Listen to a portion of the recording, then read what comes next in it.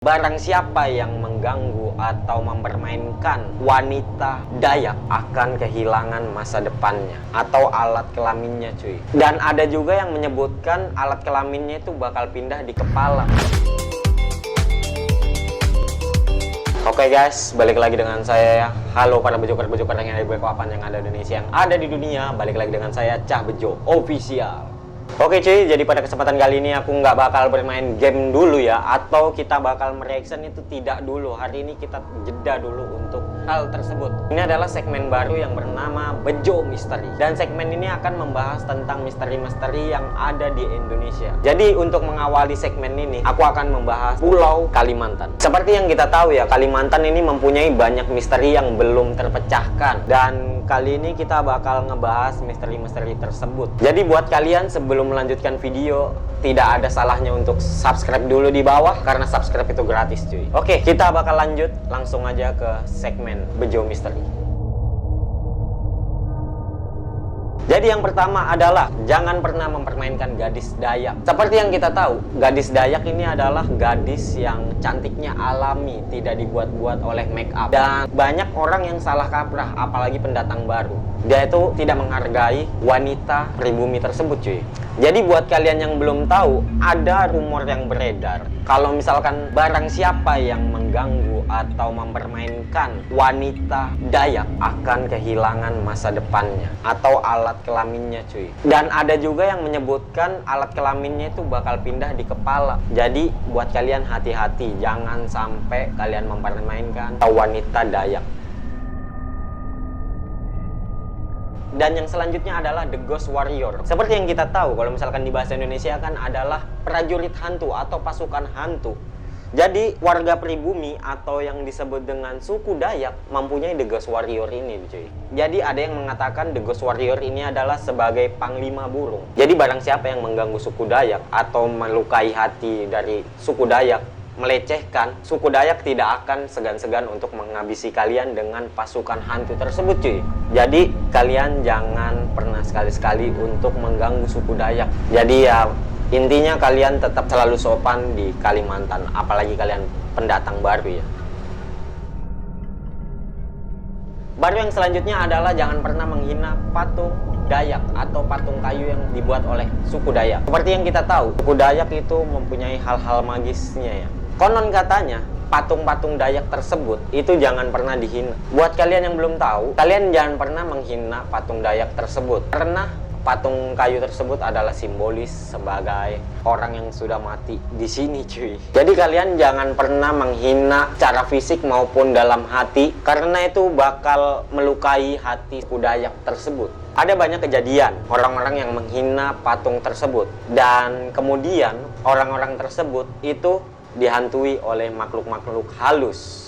Tidak cuman gangguan visual, tapi dia juga mengalami keanehan fisik gitu ya. Dan gangguan itu tidak akan pernah selesai sebelum kalian minta maaf kepada suku Dayak tersebut, karena telah melecehkan simbolis yang dibuat oleh suku Dayak. Memang sih terdengar nggak masuk akal, tapi itu sudah banyak terjadi di sini cuy. Jadi tergantung kalian. Kalian itu percaya apa enggak ya? Kalau nggak percaya tes aja. Kalau misalkan kalian pengen diganggu hal-hal mistis yang ada di sini. Dan selanjutnya adalah siluman Mariban, yang konon katanya adalah makhluk yang sangat beringas dan haus darah. Di Indonesia mungkin cerita ini seperti mitos ya, tapi mau percaya nggak percaya, makhluk halus ini keberadaannya memang ada. Seperti kita tahu ya, kita itu hidup berdampingan dengan makhluk-makhluk halus juga. Dan mungkin kalau misalkan kita di sekitar kota, makhluk ini jarang menunjukkan atau menampakkan dirinya. Tetapi di hutan-hutan pedalaman Kalimantan itu, makhluk ini sering menunjukkan wujudnya cuy. Dan seperti kita tahu ya, Kalimantan ini masih banyak hutan-hutan yang masih alami banget. Dan hutan-hutan alami itu menambah estetika mistik yang ada di sini cuy. Dan banyak juga yang mengatakan kalau misalkan barang siapa yang melihat makhluk ini, pasti orang itu akan ketar-ketir. Jadi siluman ini bisa menjadi manusia dan mengelabui korbannya. Dan kemunculan makhluk misterius ini itu tidak bisa dipastikan juga kapan datangnya. Jadi kalau misalkan dia kenyang, dia bakal bersembunyi, dia tidak bakal menampakkan diri. Jadi buat kalian hati-hati kalau misalkan asal masuk ke Kalimantan. Dan buat kalian, ini adalah salah satu cerita bonus yang sudah benar-benar terjadi, yang diungkap oleh media, yaitu adalah turis Ceko ditemukan hidup. Jadi buat kalian yang belum tahu, turis Ceko ini dia itu datang ke Kalimantan, tepatnya ke kota Balikpapan, kota kelahiranku cuy, untuk menelusuri bekantan di Sungai Wain. Pada saat itu dia hilang di hari Selasa dan baru ditemukan di hari Sabtu. Jadi orang yang dinyatakan hilang ini bernama Jindra Bromova. Jadi itu dia wisatawan Jadi itu adalah wisatawan yang berasal dari Ceko.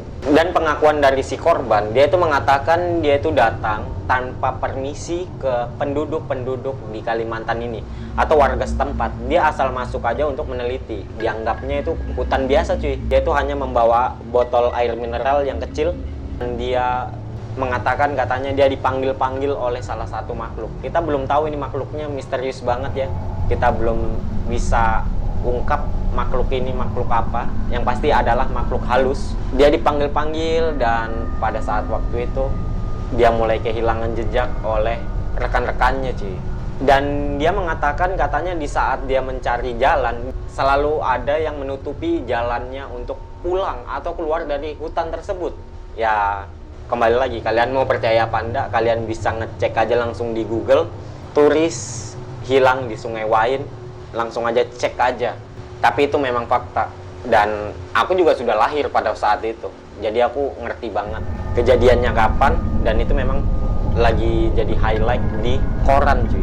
Dan itulah cerita-cerita mistis dan mitos-mitos yang beredar di Kalimantan. Kalian mau percaya apa enggaknya, itu kembali lagi ke diri kalian. Intinya dari semua ini, yang perlu kita ambil positifnya aja cuy. Kita jangan berpikiran untuk negatif. Yang pertama adalah jangan pernah mengganggu warga lokal atau warga setempat. Jika kalian berkunjung ke suatu tempat, kalian harus sopan pastinya. Yang kedua, jangan pernah menghina ya. Ya intinya kembali lagi ke sopan. Jadi sopan santun itu memang paling penting. Apalagi kalian pendatang baru. Mau di Kalimantan, mau di Pulau Jawa, mau di pulau manapun, sopan santun nomor 1. Oke, mungkin konten kita sampai sini aja dulu. Kalian bisa share ke teman-teman kalian supaya teman-teman kalian tahu mitos-mitos yang ada di Kalimantan. Dan buat nextnya kalian bisa komen juga di bawah mau bikin konten misteri tentang apa nih. Oke, next you guys.